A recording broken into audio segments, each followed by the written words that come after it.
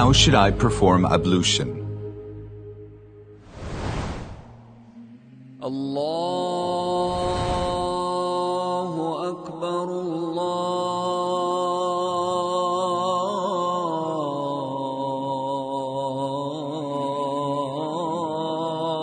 أكبر الله أكبر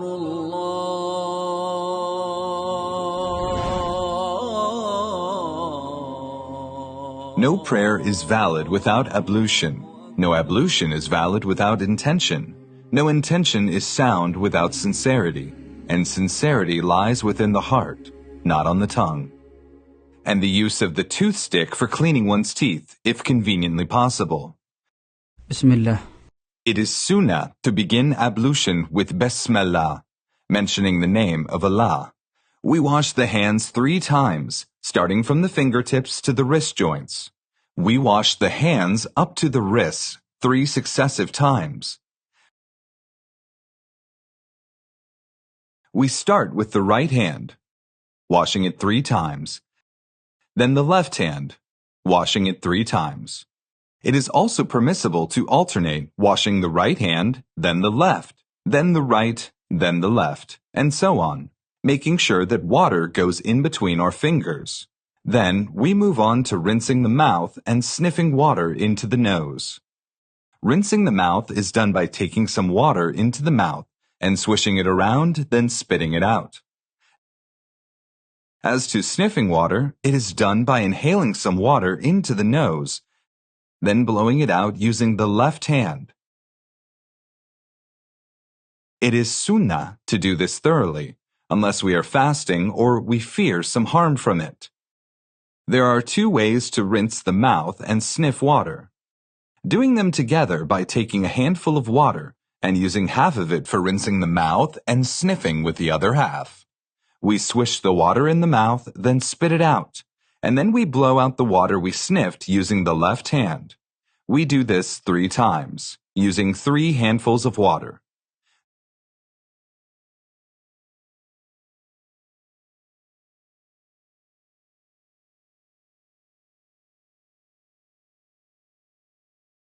Doing them separately by taking 1 handful of water and using it all to rinse the mouth, then spit it out, then taking another handful and sniffing it in, then blowing it out using the left hand.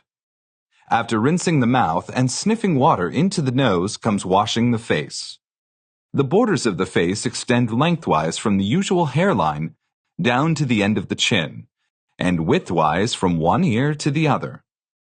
It is obligatory to wash all facial hair, like the light beard, the mustache, the eyebrows, the eyelashes, and the hair that grows below the lower lip. There are 2 ways for washing the face. The first is that we fill the 2 cupped hands with water and wash the whole face with it, from the hairline to the end of the chin and from the right ear to the left ear.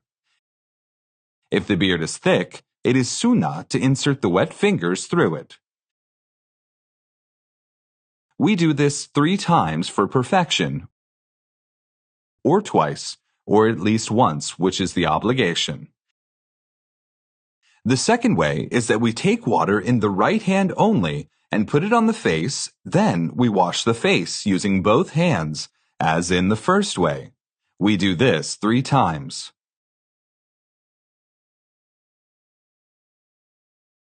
Following the correct order in washing the body parts in ablution is obligatory, and so is washing them in succession, without a break. We wash them one after the other, without changing the order and without interruption. After washing the face, we move to washing the arms.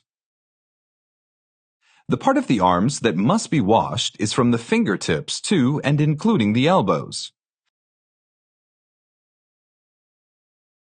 We start with the right hand from the fingertips, and we wash between the fingers by intertwining the hands. Then we let the water reach the elbow. Then we wash the left hand in the same way, from the fingertips to the elbows. Next is wiping the head. We wet both hands with new water. Then we place them at the front of the head and pass them to the back of the head, and then return them to the front. There is no difference in this regard between a bald person and someone who has hair. Then we wipe the ears with what is left of the water on our hands after wiping the head. We do this once only. To wipe the ears, we insert the index finger inside the ears and wipe them at the same time we use the thumbs to wipe the back of the ears, thus cleaning the front and the back. Then we move on to washing the feet. The area that must be washed is from the toe tips up to and including the ankles, so washing the heels is obligatory. We start with the right foot, washing between the toes, and making sure to wash the heel, ankle, and top of the foot. Then we wash the left foot in the same way, not forgetting to wash between the toes, and making sure to wash the heel and ankle fully. أشهد أن لا إله إلا الله وحده لا شريك له وأشهد أن محمدا عبده ورسوله. It is sunnah after finishing ablution to recite dhikr and supplication, and to add the following: اللهم اجعلني من التوابين واجعلني من المتطهرين. سبحانك اللهم وبحمدك أشهد أن لا إله إلا أنت أستغفرك وأتوب إليك.